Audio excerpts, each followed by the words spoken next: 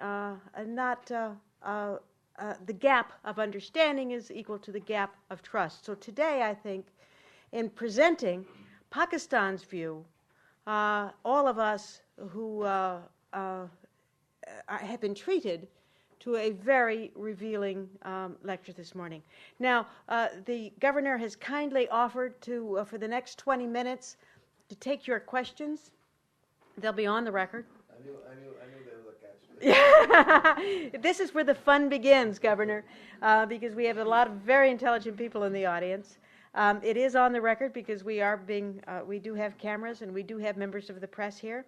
But would you please wait for the microphone to come to you, because we are recording this. We'll podcast it to put on the website of the Middle East Institute, which will be available worldwide. And it will also be, because we're filming it, available on YouTube worldwide. So the audience that you see here today is actually several million people. Not to make you any more. But if you could wait for the microphone, and if you could identify yourself and your affiliation, we'd greatly appreciate it. Questions?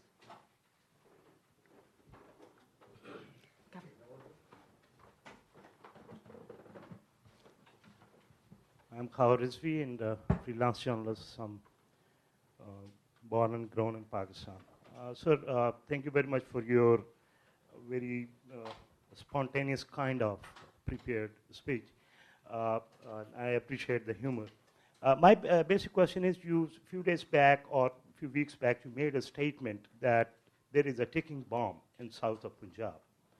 And in terms of this radicalism and all this violence, would you please can tell us a little about what this ticking bomb is, and what, as a representative of Federation in Punjab, would you please tell us about what federal government is doing in this regard? Okay, well, first of all, law and order is a provincial subject.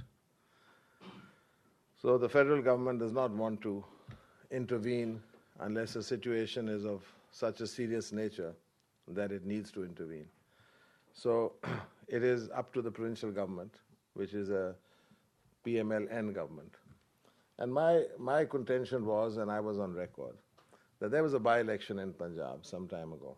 And the Sipah Sahaba, which is a hate organization, it's not got a record of having committed any acts of terror, but it has committed acts of terror regarding Shias, who are 20 to 25% of our population.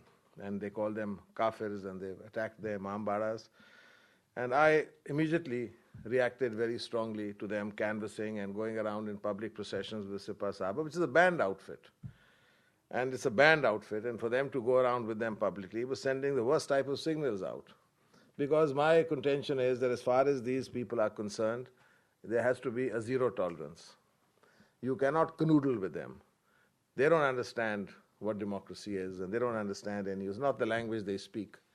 So as far as they are concerned, the provincial government has to be totally, without any allowance, has to be tough and not tolerate them into any public processions or demonstrations or anything. But they're a banned outfit. So I felt this was one example. The other thing which I was disturbed about, that there were some people being released from some of these hate or terror organizations. One of them is the Jangvi. And you see, all of them have their own agendas. It's a little complicated. But when somebody is basically has a certain type of mindset where he calls somebody else a kafir, and he says that it's okay to kill somebody because he doesn't share his beliefs, that it doesn't separate him very far from the worst form of extremism and Talibanization. So when I see this kind of sympathy coming towards these people, I immediately raised the alarm. I came down very strongly, and I felt that there should be no chance of allowing these people to come into public life or to show publicly that they are either acceptable, or allow them to do wall chalkings or to have public meetings and so on. So this was the ticking bomb expression, by the way, wasn't mine. I think it was The Guardian. The Guardian said ticking bomb, and then quoted me underneath, but I didn't say the ticking bomb, but I like the expression anyway. But things are not as bad as a ticking bomb anyway. And I think we should be vigilant, we have to be tough, and again, zero tolerance. So that's really the actual position. Next question?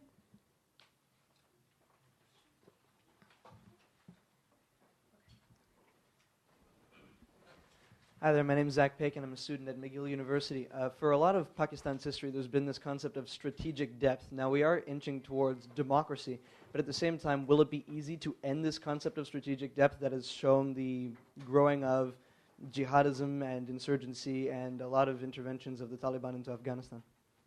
You see, this word strategic depth was coined by what they were calling were intellectual generals. And believe me, there's nothing worse than them. You had strategic depth was coined by Hamid Gul, who was the head of the ISI.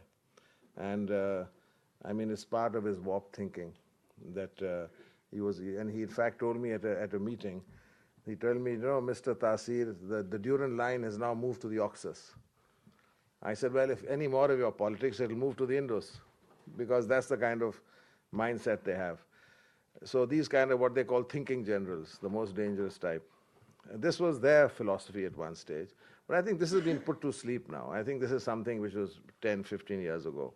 These kind of, labels like strategic depth. I think today we recognize in Pakistan that terrorism is a global problem. And I would just like to add for you that terrorists have no nationalities. Terrorists has no country. When people I find, again, it's a bit, personally, I find it, it makes no sense as when I see this recent example of this Faisal Shahzad, they're constantly linking him to Pakistan.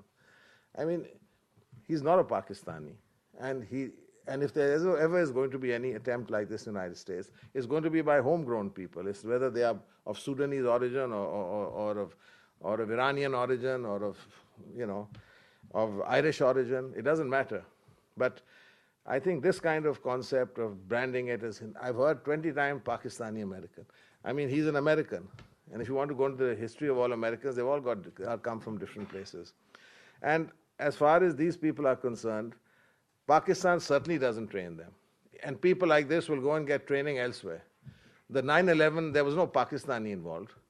Where were they trained? They were trained in Florida. That's where they learned to fly. And where did they get their intellectual training? In Germany. And where are they from? Inspiration from Egypt. So what do you do? Bomb Egypt, Germany, and Florida? The point is that these people have no nationality. And then to try and pin it on Pakistan and make it out as if Pakistan is somehow, we are not encouraging any. In fact, the toughest time, if you read some of the chatter which we get, intelligence, they find Pakistan the most difficult place to live in. Because they are hounded here in Pakistan, they're followed, they're tracked, and wherever they are caught, they're either captured or killed. So Pakistan, for them, is not a comfortable place to live in.